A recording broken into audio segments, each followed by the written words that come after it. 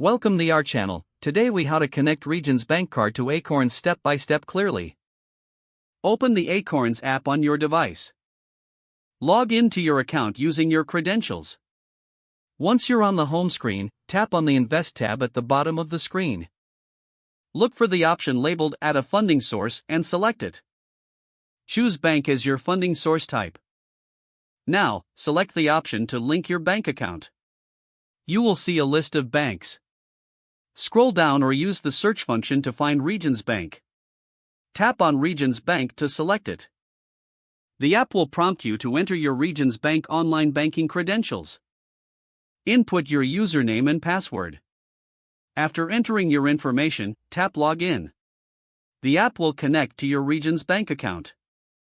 Once connected, you can choose the account you want to link to Acorns. Select the specific account intended for transactions and investments. Review any financial terms or agreements presented on the screen. After reviewing, agree to the terms to proceed. Acorns may ask for verification of your identity for security purposes.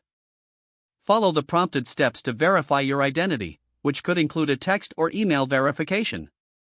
Once verification is complete, you will be redirected back to the funding source settings. Confirm that your Regions bank account appears as linked.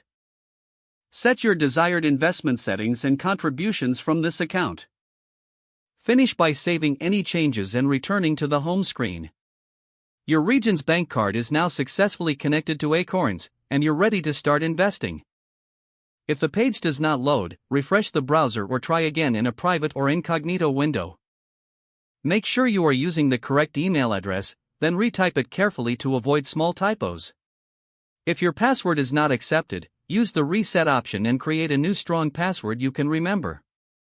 Check your spam folder for verification or security emails, then complete any requested confirmation steps. Enable two-factor authentication if available to improve account security and reduce unauthorized access risk. After signing in, review your profile details so your contact information and settings are accurate and current.